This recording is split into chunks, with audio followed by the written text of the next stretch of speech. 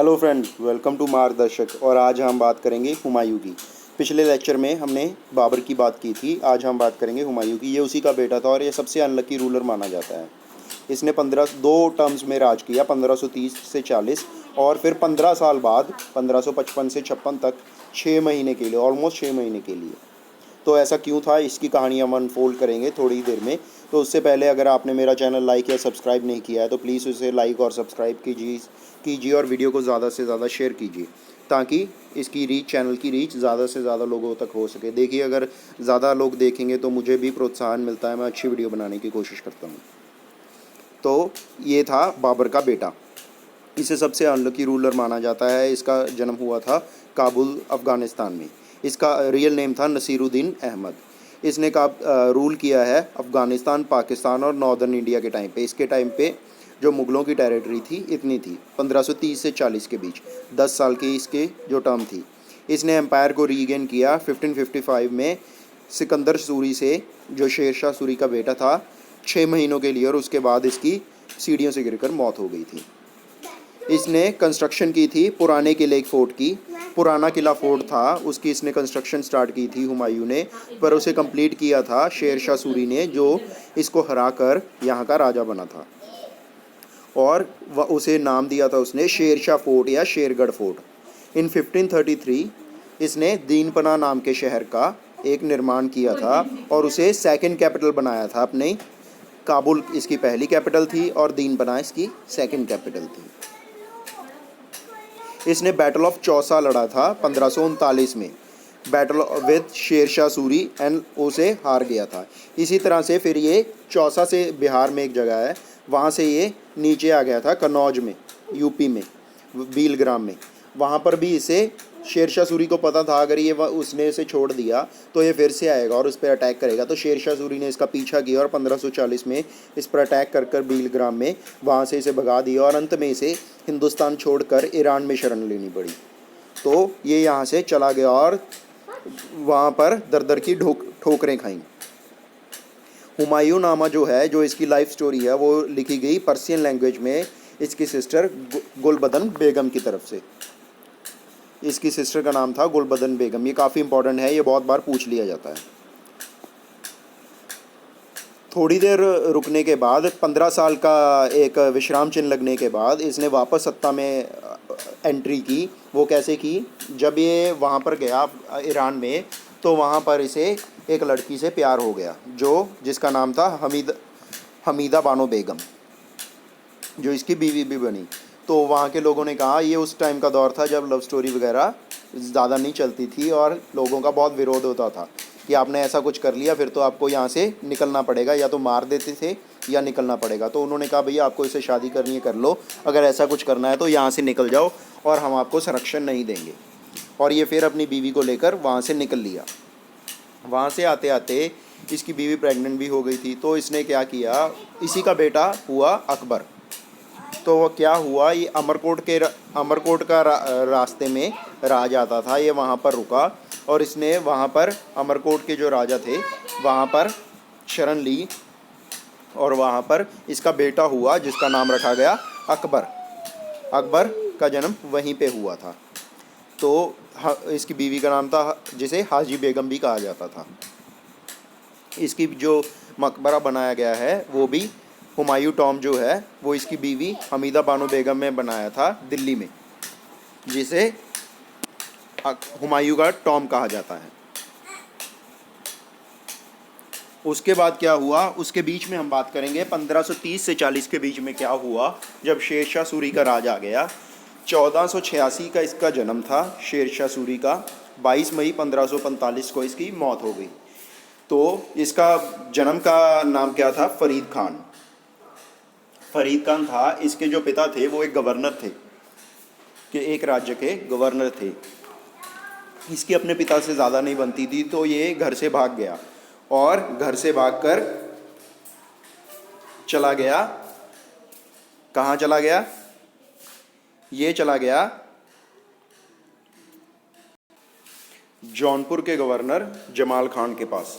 वहाँ पर उनकी सेवा करने लगा। तो इसके पिता ने जमाल खान को लेटर लिखा कि मेरे बेटे को आप समझाकर वापस भेज दीजिए, अगर वो नहीं आता तो अब मुझे उम्मीद है कि आप भी उसकी पढ़ाई का उतना ही ध्यान रखेंगे और उसे सिखाएंगे हर काम। तो वापस जमाल खान ने इनके पिता को लेटर लिखा कि हाँ, मैं आपके बेटे का वो वापस नहीं आना चाहता। वो कहता है कि अगर मुझे पढ़ना ही है तो मैं यहाँ पर रहकर भी पढ़ सकता हूँ, यहाँ पर बहुत सारे पढ़े लिखे लोग रहते हैं। तो ये वहीं पर रुक गया और वहाँ पर ही मिलिट्री वॉरफेयर की टीचिंग्स ली, पर्सियन लैंग्वेज सीखी और भी बहुत सारी लैंग्वेजेस सीखी और वहाँ पर ही रहा। एक किस्सा बहुत मशहूर है इसके बारे में। जमाल खान एक बार पहले राजा क्या थे, शेरों के साथ खेलते रहते थे। तो वो शेर के साथ खेल रहा था, अचानक उस शेर ने जमाल खान के ऊपर हमला कर दिया। पास ही ये खड़ा था, सिर्फ 12 साल की उम्र का था उस वक्त, 12 साल का ये वहाँ पर खड़ा था। इसने एक ही झटके में तलवार से उस शेर को गर्दन कलम कर दी, यानी एक ही झटके में शेर का गला काट दिया। तो जमाल खान इसे बहुत खुश हुआ और उसने इसको नाम दिया शेर सिंह। तो इसे शेर सिंह का नाम दिया गया जमाल खान की तरफ से। उसके बाद धीरे धीरे ये मुग़ल एम्पायर में एक सोल्जर के रैंक पर आया और मुग़ल एम्पायर में सोल्जर के रैंक के आने बाद इसने धीरे धीरे एक गवर्नर का पद हासिल किया। गवर्नर का, एक राज्य का गवर्नर बना और फिर धीरे धीरे इसने आधिपत्य शासन स्थापित किया। तो इसकी कैपिटल कौन सी थी और ये हिंदुस्तान का राजा भी बन गया। इसकी कैपिटल कौन सी थी? सासाराम, बिहार, जो मॉडर्न डे बिहार है वहाँ पर है सासाराम। तो ये मैंने आपको बता ही दिया कि बिहार की आर्मी में इसने एक सोल्जर से शुरू किया था। 1537 में इसने जब हुमायूं एक एक्सपीडिशन पे गया हुआ था, एक राज्य को फतेह करने के लिए गया हुआ था, तो इसने बंगाल को कैप्चर किया और सूट डायनेस्टी का पहला नींव पत्थर रखा। वो बाद में हुमायूं ने इसे रिलीज़ करवा लिया था। 1540-45 में इसने और भी बहुत सारे, जब ये राजा बन गया, इसने हुमायूं को हरा दिया 1539 और 40 में कनौज और अन्य युद्धों में। उसके बाद इसने 1540 से 45 अपने मरने के समय तक इसने बहुत सारे एडमिनिस्ट्रेटिव और रिफॉर्म्स दिए। जैसे क्या था, रुपया जो आज हम देखते हैं वो इसी की देन है। इसने रुपये का नाम रखा था रुपया।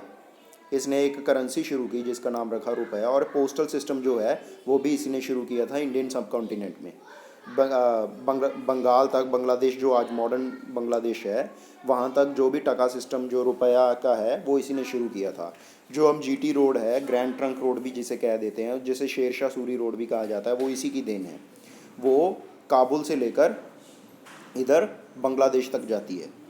तो वो सभी, ऐसा नहीं था कि इसने इतनी बड़ी रोड बना दी थी, लेकिन इस रोड को इसने स्थापना की थी और धीरे धीरे उसे बढ़ती गई और वो इतनी बड़ी हो गई। तो ये मैं आपको बता ही चुका हूँ, जमाल खान के अंडर इसने सर्व किया था। इसने बंगाल पर भी हमला किया था। 1539 और 40 में कनौज और चौसा के युद्ध लड़े थे।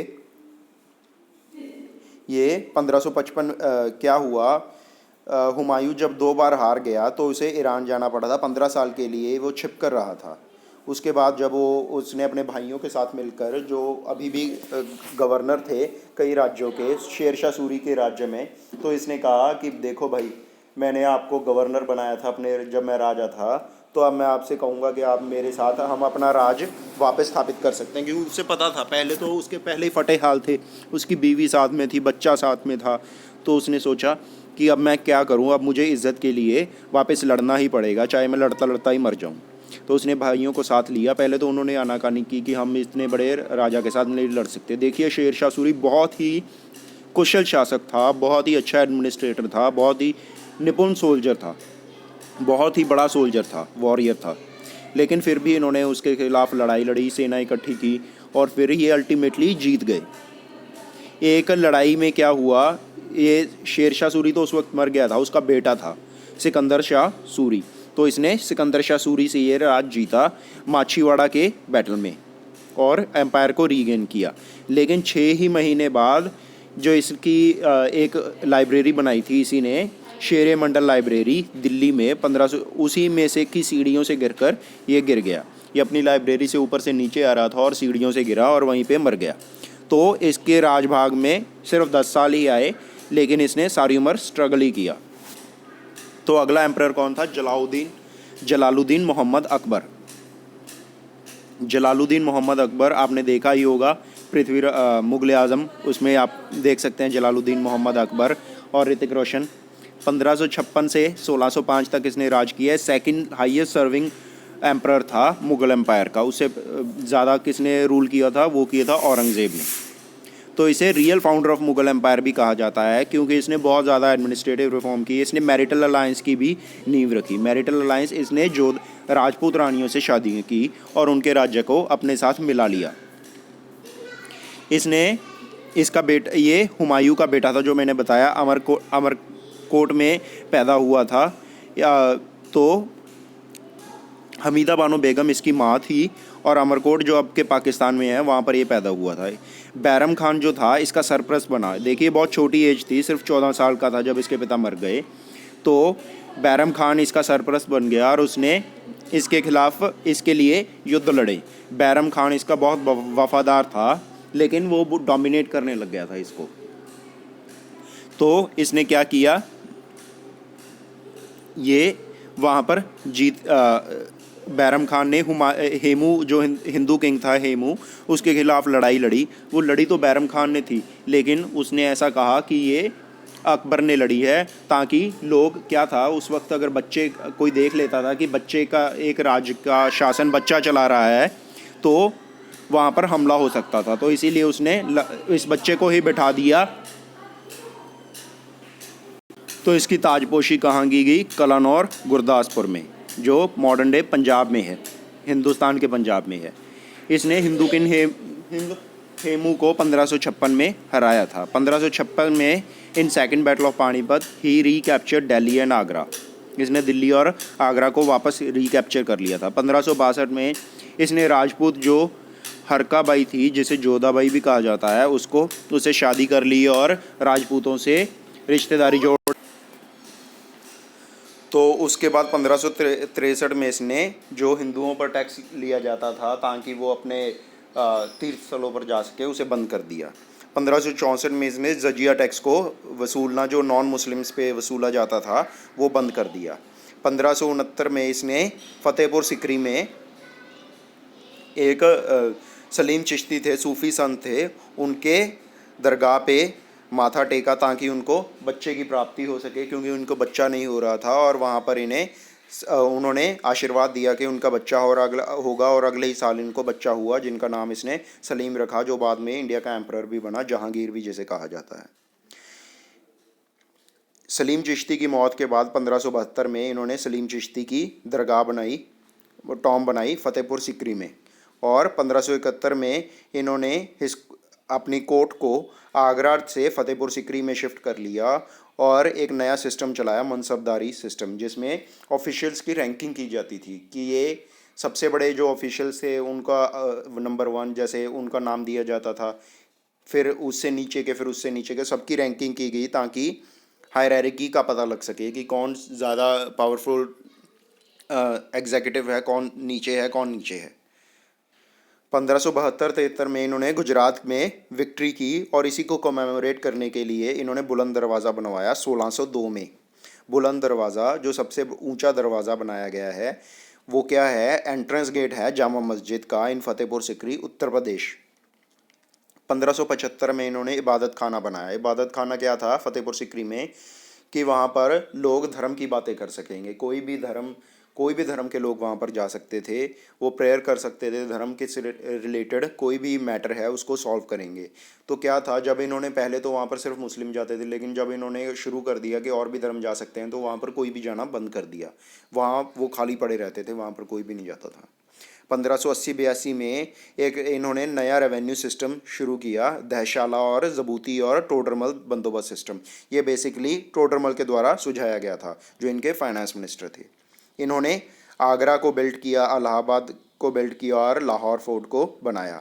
1582 में इन्होंने एक नया धर्म बनाया, दिन इलाही, और इसको पहले अडॉप्ट करने वाले कौन थे? राजा बीरबल। राजा बीरबल की आपने बहुत सारी कहानी सुनी होंगी। 1585 में पहली इंग्लिश जो अकबर की कोर्ट में आए थे वो थे रैल्फ फिंच। ये काफ़ी इम्पोर्टेंट है, रैल्फ फिंच का नाम कई बार पूछा गया एग्ज़ाम्स में। 1600 में अकबर ही राजा थे जब British rule east India company India में आई थी। तो अकबर के टाइम पे ईस्ट इंडिया कंपनी इंडिया में आई थी। 1604 में Portuguese was the first to introduce tobacco in Akbar court in India.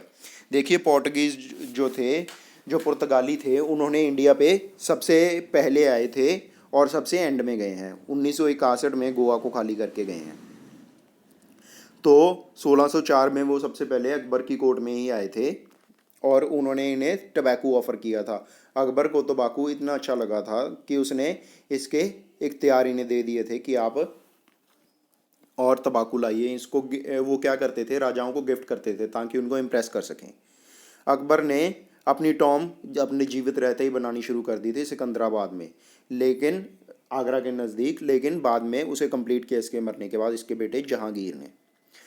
Akbar को पेट की बीमारी हो गई थी, जैसे लूज मोशंस वगैरह या इस तरह की बीमारी हो गई थी, पानी की कमी हो गई थी, उसकी वजह से ये मर गया था 1605 में। पर्शियन लैंग्वेज को इसके टाइम पे ऑफिशियल बना दिया गया था। देखिए जो अकबर था उसी के टाइम पे बैटल ऑफ हल्दी घाटी हुआ था 18 जून 1576 में, मुग़ल और राजपूतों के बीच में। मान सिंह जो था, जो कि इसकी बीवी जो जोधाबाई थी उसका भतीजा था, उसके भाई का बेटा था, अम्बेर का राजा था, उसे प्रिंस भी कहा जाता पहले, बाद में वो राजा बन गया। वो महाराणा प्रताप जो मेवाड़ के थे उनके साथ लड़ाई हुई थी। महाराणा प्रताप बहुत ही वीर, बहुत ही बड़े शासक थे। ये भी राजपूत था मान सिंह। तो इन दोनों को पहले तो मान सिंह लड़ने से हिचकिचा रहा था, वो कहता था हम तो इनसे सीखते हैं कि कैसे लड़ना है, मैं इनके खिलाफ़ कैसे लड़ सकता हूँ। तो जोधाबाई ने कहा ये मेरे सुहाग के लिए लड़ना है, तुम्हें किसी राजपूत शासन के लिए नहीं लड़ना है। तो ये मान गए और इन्होंने उस पर हमला किया और ये इनकी आर्मी बहुत बड़ी थी और ये जीत गए। उनकी टेरिटरी को इन्होंने अनेक्स कर लिया था। रतन के जो 9 रत्न थे अकबर के, वो कौन थे? अबुल अल फजल, इन्होंने अकबरनामा और या एन ए अकबरी लिखी थी, ये काफ़ी इम्पोर्टेंट है। राजा मान सिंह थे, इन्होंने मिलिट्री जर्नल थे। तानसेन थे, आप सभी जानते, म्यूजिशियन थे। फ़कीर अजीज़ुद्दीन जो थे इनके रिलीजियस एडवाइज़र थे। फैज़ी जो थे वो राइटर थे और ब्रदर थे। अबुल फजल जो पोइट थे इनके ब्रदर थे और इन्होंने इनके बेटे को एक तरह का ट्यूटर बनकर भी पढ़ाया था। मुल्ला दो प्याज़ा थे, वो होम अफेयर्स के मिनिस्टर थे, यानी कि राज्य के बीच में जो कानून शासन को बना के रखना है उसका ध्यान रखते थे मुल्ला दो प्याज़ा। राजा बीरबल इनके एडवाइज़र थे। अब्दुल रहीम खाने खाना वो इनके नवरत्न थे, वो इनके एडवाइज़र थे, पोएट थे, एडवाइज़र भी थे और पोएट भी थे और हिस्टोरियन भी थे। राजा टोडरमल इनके फाइनेंस मिनिस्टर थे। इन्होंने दयशाला या ज़बूती सिस्टम जिसे कहा जाता है वो शुरू किया था। ये अब्दुल रहीम खाने खाना बैरम खान के बेटे थे। तो ये तो थी आज की वीडियो। तो मुझे उम्मीद है आपको अच्छी लगी होगी। अगर आपको अच्छी लगी तो ज़्यादा से ज़्यादा लाइक कीजिए, सब्सक्राइब कीजिए और ज़्यादा से ज़्यादा शेयर कीजिए मैं आपके लिए, ताकि अच्छी वीडियो ला सकूँ और भी अच्छी। Thank you very much.